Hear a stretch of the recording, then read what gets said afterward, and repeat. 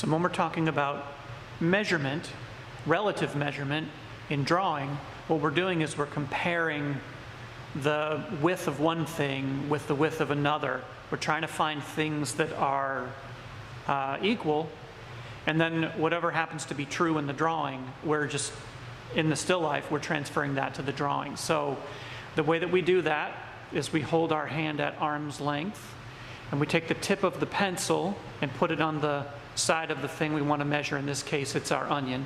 And yes, we have an onion, a couple of coconuts, and a bagel that's been sitting around for about 6 months. So you put the left-hand side of the pencil, the tip on the left-hand side of the onion, and then you slide your thumb over. That's the width of the onion. If we move it over 1, we find out that the gap between the bottle and the onion are the same width. If we know that's true, we can bring that to the drawing. Now, I'll do another one here. If we take the gap between the coconut here and the onion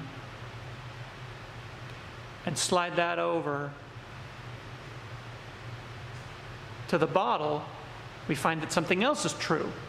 So again, when we go to draw this, we just have to establish one thing that's right and then make it true in the drawing, and then run all the relationships off of that.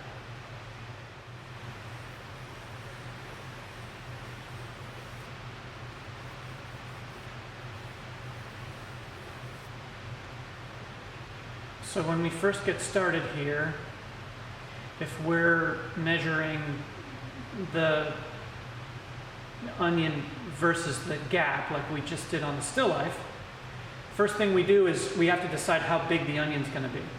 So the onion is not a circle, but we could just say it's basically a circle. So we're really only concerned right now with its width.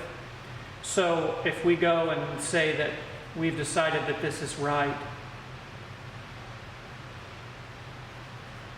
we know now that the bottle starts here, and this is our onion. So we know that that's true. Now, when we're measuring, an important thing to remember is that we want to compare verticals to verticals and horizontals to horizontals. If you try to measure the width of the bottle and then do this, it's always going to be wrong. It has to do with the bones in your hand.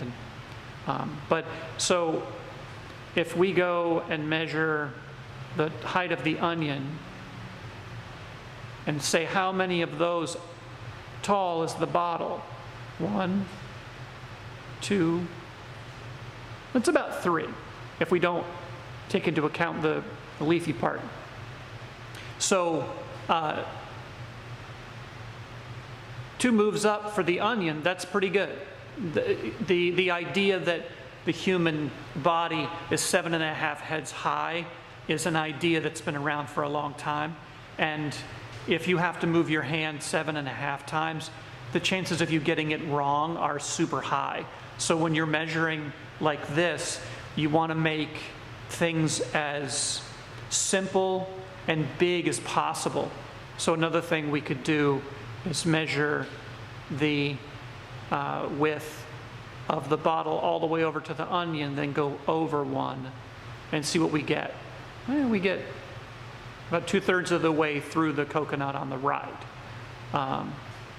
If we go a little bit further and use the bagel, well, we get to the edge of the still life with that one. This one is closer to being the full length. So this clip is the full drawing, and what I'm going to do is just give you guys sort of a play-by-play of what I'm doing as I'm drawing through this. So normally in a video like this I would speed it up just to save time, but I think in this case it'll be useful for you guys to see it at the regular speed so that you can see how these things play out. One of the things that's really important about drawing and about some of the things I want to show you in this video is that you don't need to rush. This whole clip is like, I think it's 6 or 7 minutes, and I get the whole thing done very, very quickly. And in the grand scheme of things, measuring and laying out a contour drawing like this is all about just getting established, getting organized, knowing where everything is. And we could take a drawing like this and turn it into a shaded drawing or work it up any way we want. So what I'm doing right now, you can see I went and I blocked in the bottle. But what I'm doing right now is I'm trying to find the relationships for the bagel. So that right line, I just looked at the right-hand side and went up and looked at where it hit the onion. The left-hand side of the bagel actually runs into the right-hand side of the bottle, so I dropped that down.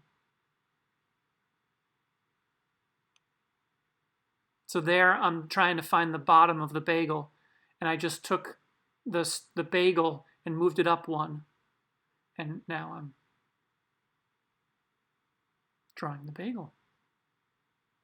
And taking an object and laying it out as a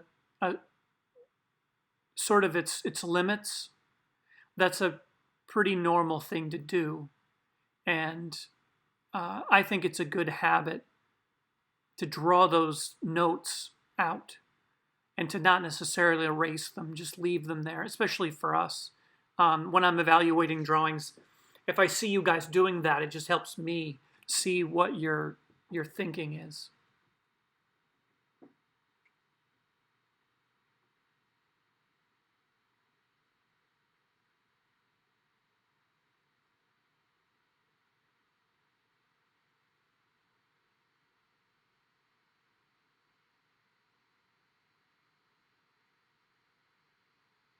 I was wondering what I was doing there.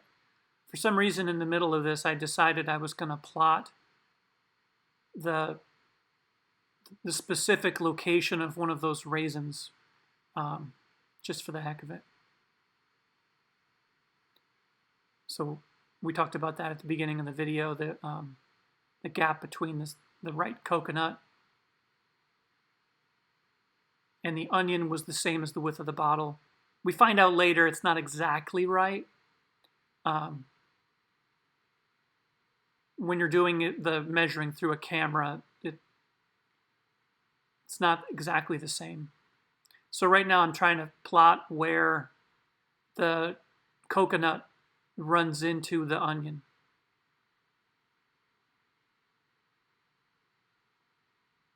And that for the height. And notice whenever I'm doing a measurement, I'm doing a 1-to-1 or a 2-to-1 measurement. I'm trying not to do any more than that, because any more and you run into that 7.5 heads high problem where if you move your hand too many times, you're just going to mess it up. So keep your measurements simple. The bigger the better. One of the things I really wanted to do in this drawing was develop the broken coconut on the right, but the way I set the shot up, most of the interesting stuff would have been off the page. So I figured that out in a minute or two. And then I start focusing on the bottle, which there's some interesting stuff that goes into the bottle that maybe we haven't talked about yet, but you'll get to see a little of it.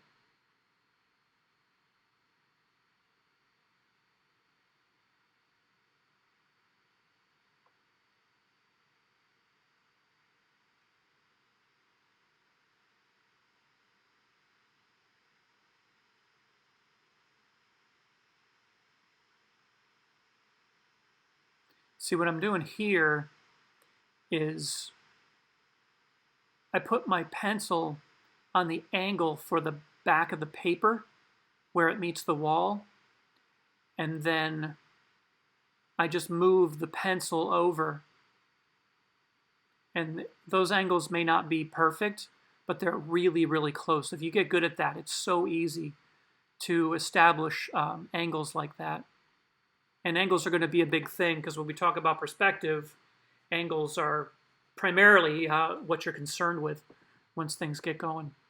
So that's an ellipse for the bottom of the bottle. An ellipse is a circle you're looking at from an angle. And what you're seeing me do there is draw the ellipse all the way through. We can only see the front half of the ellipse, but always draw the back half too. It helps. If you can see the whole thing, it just makes it that much easier. Now with the bottle, you see that I drew a line down the middle. If you know you have an object that's symmetrical, the same on both sides, if you draw a line down the middle, then it just makes it so much easier to see both sides. And I messed this up, and then you'll see me correct it in a second. But if you have that line in the right place, and I don't, so you're going to see me move it over in a second, and then adjust the neck of the bottle. But if you get that line in the middle, then seeing both halves symmetrically just makes it so much easier to organize. You can breeze through objects that are based on cylinders pretty easy. So I'm just trying to get the neck and the curve on the bottle, and then I'll do the ellipse for the opening of the bottle. We'll clean up with an eraser.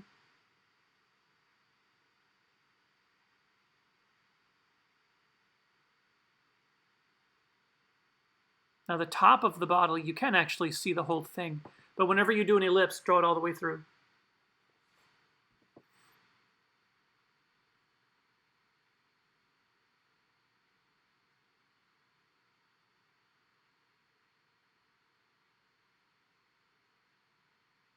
And one thing about ellipses is if you're right-handed, you're going to be really good at the left-hand side of them.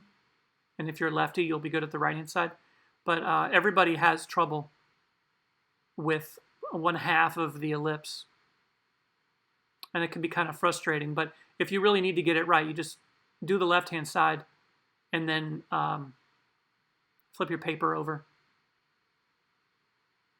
and draw it upside down, and it'll be on the right side. So just making some adjustments to the curve on the bottle.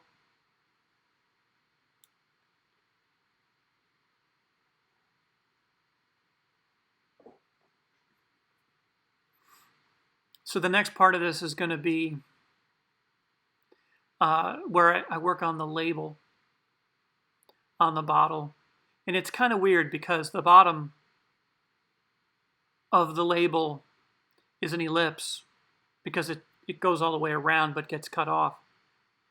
And the top of the label in the back is an ellipse, but the front is not. But how I'm doing this is fairly textbook. You draw it all the way through. We figure out where it's going to be first, and then you draw the ellipse all the way through, and then you erase the parts you don't need later.